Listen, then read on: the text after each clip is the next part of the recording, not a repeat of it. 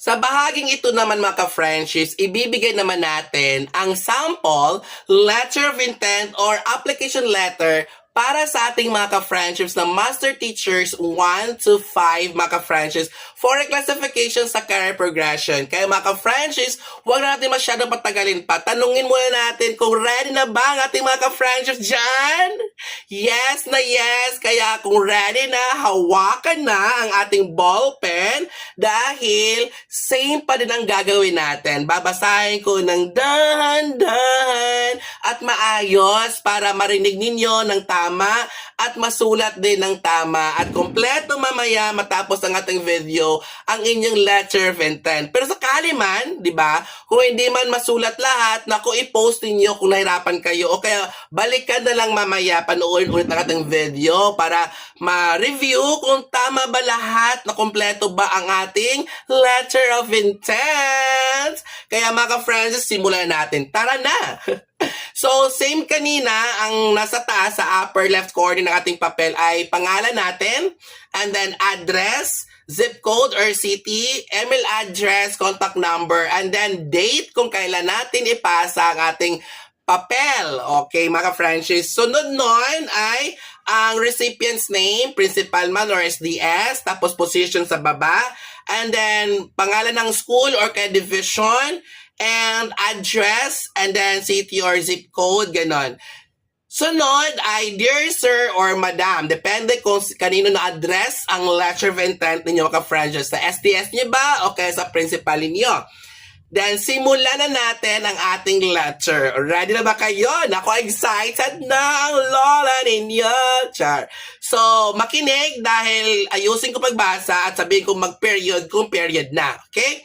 So, I am writing to express my interest in the position kung anong plan ninyo na applyan, okay?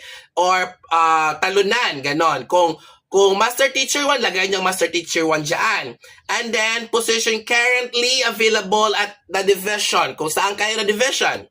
And then, period yon, and then start ng second line, with my solid background in your subject kung saan kayo, like example English language education or mathematics, ganon.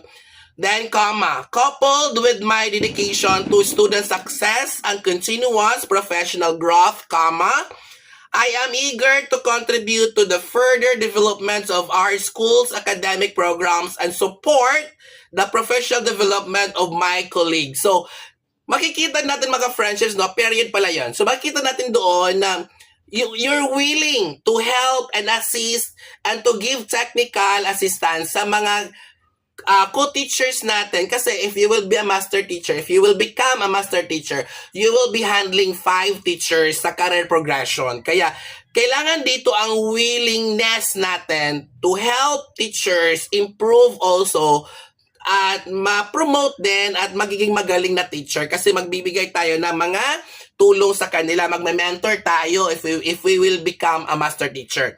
Yun ay first paragraph. Second paragraph tayo mga friendships. I have been yung current position nyo, kung teacher 7 ka, ilang years ka dyan, ganon, diba? And then, current school year, kung saan kayo na station, nalagay ang pangalan ng school, for number of years.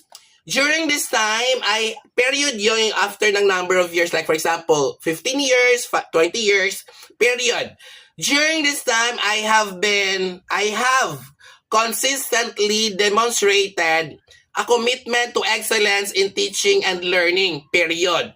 I have developed and implemented innovative teaching strategies, fostered a positive and inclusive classroom environment, comma, and actively engage in school-wide initiatives and community outreach programs. So my contributions, comma yon, then my contributions have been recognized with, you mention any awards, kung mayroon ka na-receive, recognition, ganon. If applicable, so ganon, ilagay natin kung ano yon, which have further motivated me to strive for excellence in all aspects of my professional career, period. Doon nag-end ang second paragraph.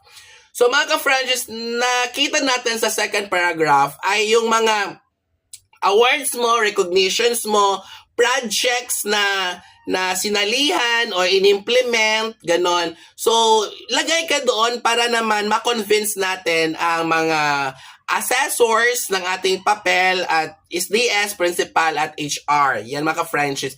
Maganda kasi yan. Hindi yan pagmamayabang dahil kasama talaga yan para ma-highlight naman ang sarili mo.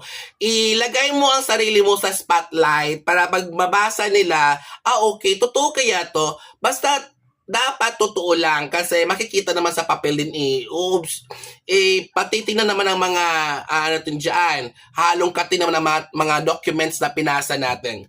Okay, dito na tayo sa pang third na paragraph. So, in addition to my teaching responsibilities, I have actively participated in mention any committees, clubs, additional roles you have been taking. Example, the Curriculum Development Committee, extracurricular activities, and professional development workshops. So, yun ay mga samples. So, kung meron ka mga sinalihang mga organizations, clubs, o kaya may mga trainings kayo natinan, national, international, nanalo ka sa national, ilagay mo doon mga friendships, okay? Then, period yon. Ang next naman ay, I am confident that my skills, experience, and passion for education make a suitable candidate for this position. If you're applying for Master Teacher 2, Master Teacher 3, 4, 5, ganon. And then, I am looking forward to discussing my application further and demonstrating how I can contribute to the continued success of school name or division name. Thank you for considering my application, period. I am eager to continue my journey with the Department of Education and contribute to our shared goal of providing a quality education to all students. Sa baba, sincerely, your name, your current position, and your current station or school. So that's all mga friendships. Maganda ang laman, kaya mga friendships, gaya. Kung gusto nyo kopyahin lahat, then okay, walang problema. Magkaiba naman tayong division, di ba?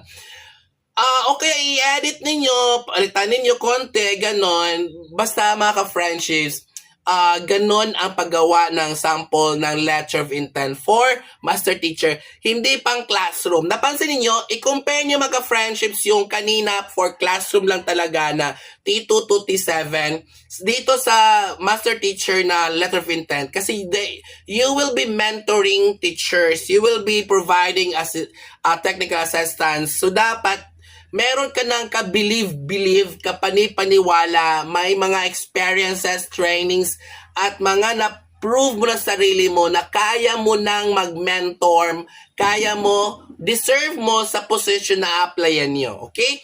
So hanggang dito na lang magka-friendships. Kung sakali man na hindi na kompleto ang inyong pagsulat, please i-watch natin, panoorin natin ulit ang video hanggang makompleto mga ka-friendships. Okay? Thank you so much and see you sa ating next video. Bye! Huwag kalimutan, gigugma ko kamutanan!